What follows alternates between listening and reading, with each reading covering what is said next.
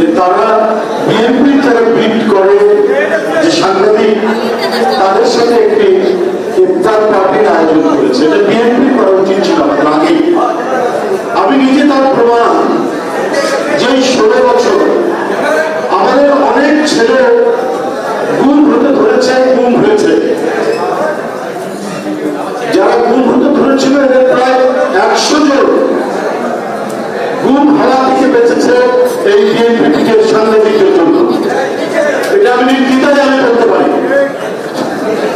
রাত্রি 9টায়, রাত্রি 12টায়, রাত্রি 3টায় তাদেরকে ডেকে নিয়ে এসে বলেছি যে যুবদল অথবা ছাত্রদল অথবা স্বেচ্ছাসেবক দলের অমুক নেতা অমুক জেলা তাকে পুলিশ ধরে নিয়ে গেছে অথবা সাদা পোশাকধারীরা তুলে নিয়ে গেছে, তাদেরকে স্বীকার করছে না। এই দ্রুত এই কথাটি বলার ফলে এটি প্রশাসন এবং সারা দেশের মানুষ এটা জানতে পারে এবং তাতে অনেকটাই উপকার হয়েছে। এবং আমি আগেই বললাম যে কমপক্ষে 100 জন নেতা কর্মী বিএনপির এবং এর অঙ্গ সংগঠনের নেতা কর্মীদের জীবন নিরাপদ হয়েছে এই বিটের সাংবাদিকদের জন্য। শেখ হাসিনা অনেক টেলিভিশন দিয়েছেন, মালিক অধিকাংশের হচ্ছে আওয়ামী লীগের ফাঁসিবাদের দোষরদের। কিন্তু এই যে যারা সংবাদ কর্মী, যারা সাংবাদিক, এদের প্রত্যেকে তো কিনেও দিতে পারে না এবং তারা সবাই আওয়ামী লীগের দোষর ছিল না।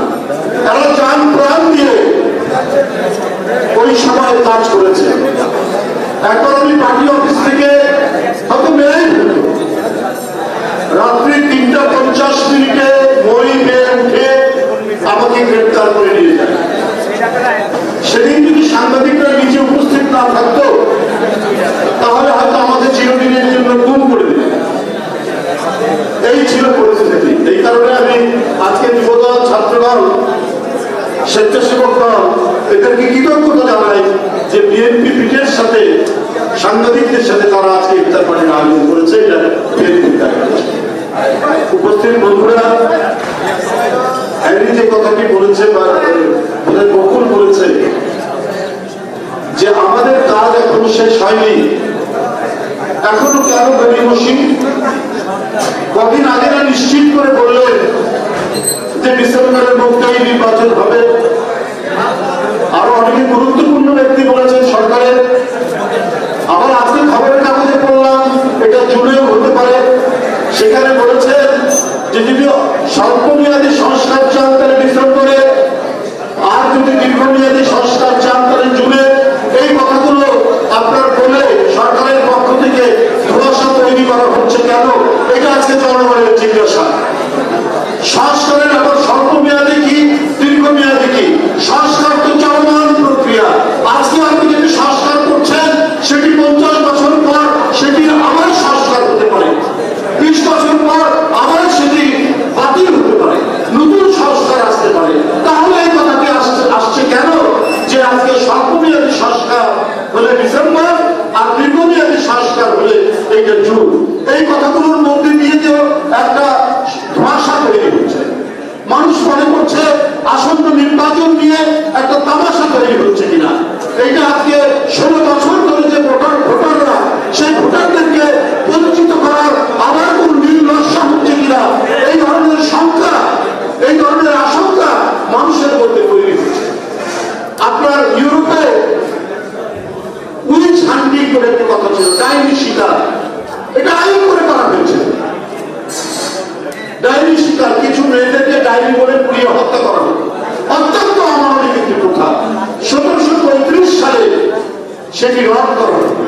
সুতরাং আজকের সংস্কার যদি এটিতে চিরস্থায়ী এমন কোনো কথা নেই।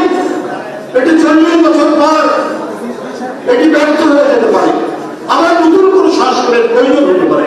তাই এটা প্রবাহমান, এটা চলমান।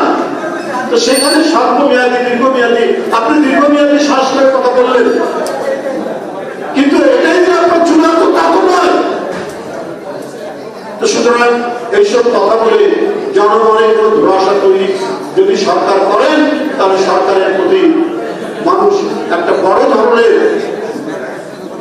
অনাস্থা তৈরি হবে। এটা দয়া করে করবেন না, কারণ এই অন্তর্বর্তীকালীন সরকারের প্রতি জনগণের সমর্থন, গণতন্ত্রবাদী রাজনৈতিক দলগুলোর সমর্থন রয়েছে, তাদের কাছে জনগণ এটা প্রত্যাশা করে। আপনাদের সকলকে ধন্যবাদ জানাচ্ছি, আজকের আয়োজকদেরকে এবং আজকে বিএনপির সাংবাদিকদেরকে প্রত্যেকে আমি আন্তরিক প্রীতি এবং শুভেচ্ছা জানিয়ে আমার বক্তব্য শেষ করছি। If you enjoyed the video, make sure to leave a like and subscribe the channel.